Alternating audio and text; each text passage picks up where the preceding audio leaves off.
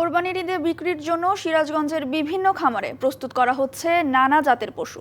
প্রাকৃতিক উপায়ে মোটাতাজা করছেন খামারিরা। ভারত থেকে অবৈধভাবে গরু না আনা হলে ভালো দামের আশা করছেন তারা। ঈদুল আজহা সামনে রেখে ব্যস্ত সময় কাটছে সিরাজগঞ্জের ছোট বড় সব খামারির।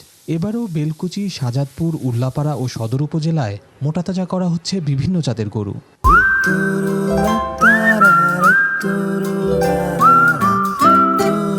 ছাগল, মহিষ, ভেড়াও লালন পালন করছেন অনেকে।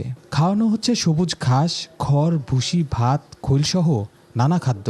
সবুজ ঘাস, সাইলেন্স এগুলো খাওয়াই, গুঁড়ো ভুসি, আরও দানা খৈল ভুসি আছে, এগুলো আছে। আমরা গরুকে সাইলেন্স এবং খেয়ার ভুসি, দানাদার খাদ্য খাওয়ানোর মাধ্যমে মোটাতাজা করে থাকি। আমাদের গরু খুবই ভালো মানের গরু। তবে গোখাদ্যের দাম বেশি হওয়ায় কিছুটা ক্ষতিগ্রস্ত খামারিরা।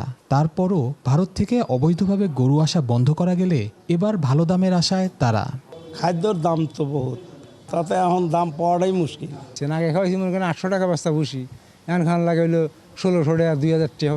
বাইরে থেকে যদি গরু টরু যদি না আসে তাহলে হয়তো আমরা 2 টাকা 200 কি লাভবান হব। পশু মোটাতাজা করতে খামারিদের প্রশিক্ষণ সহ নানা পরামর্শ দিচ্ছে প্রাণী সম্পদ বিভাগ। খাবারের যে সোর্স, ন্যাচারাল সোর্সগুলোকে আমরা ব্যবহার করতে যেতেছি, বিশেষ করে শাহজাদপুরে বাথানা লাগালে হতো, এগুলো ন্যাচারাল সোর্সের মাধ্যমে এরা খাবার খেলে গরুগুলো ভালো থাকে এবং অসুখ বিসুখ কম হয় আর কি। এই ব্যাপারে আমরা উদ্বুদ্ধ করতেছি।